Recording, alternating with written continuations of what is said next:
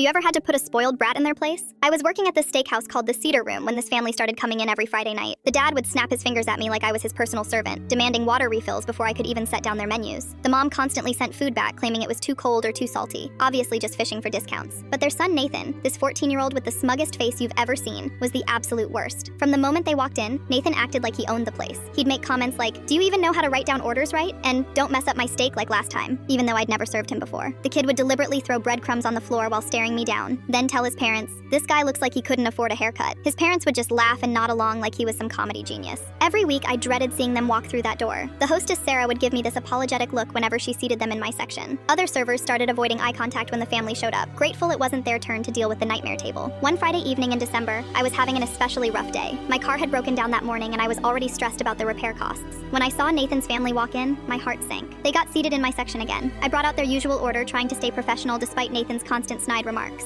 "I bet you can't even afford what's on this plate," he said with this evil smirk, pointing at his perfectly cooked ribeye steak. Before I could respond, he grabbed the edge of the plate and flipped it over, sending the hot steak and mashed potatoes directly onto my shoes. The gravy splattered all over my uniform. His parents burst out laughing like it was the funniest thing they'd ever seen. "Oops," Nathan said with fake innocence. "Hurry up and bring me another one, and clean this mess up." The mom wiped tears from her eyes and added, "Make sure the new one isn't overcooked like that one probably was." Something inside me snapped, but I kept my face completely calm. I apologized politely and went straight to the kitchen. That's when I had an idea. I found our manager Rick and told him about the situation, but instead of complaining, I suggested something different. "What if we give them the premium treatment tonight?" I said. "Upgrade everything to the most expensive options, but don't mention the prices up front." Rick caught on immediately and grinned. When I returned to their table, I was all smiles. "I'm so sorry about the accident. Let me make this up to you with some complimentary upgrades." I started suggesting the finest cuts of meat, premium sides, top-shelf cocktails, and our most expensive appetizers. The family ate it up, literally. Nathan ordered the biggest lobster tail we had, extra truffle oil on everything, and 3 different desserts. By the end of the night, they had racked up a bill of $347 instead of their usual $80 tab. Every sauce, every side dish, every drink refill was charged separately at premium prices. When I presented the check, the dad's face went completely white. "This has to be a mistake," he said, his voice cracking. "We never pay more than $100 here." I politely explained that all the upgrades and extras were a la carte, pointing out each itemized charge. Nathan's smug expression had completely disappeared. The dad started yelling, demanding the discount they always bullied their way into getting. "We're regulars here. You people always take care of us." But Rick came over and stood firm, explaining that the prices were clearly marked and they had agreed to all the upgrades. The family left furious, throwing crumpled bills on the table and storming out. Nathan looked back at me with pure hatred in his eyes. His mom was practically dragging him by the arm while he whined about how unfair everything was. I thought that was the end of it, but the real satisfaction came a week later. The family tried to return for their usual Friday dinner, but Rick intercepted them at the hostess stand. He had already banned them from the restaurant for abusive behavior towards staff, and had security footage from multiple visits showing Nathan's destructive antics and the family's verbal abuse.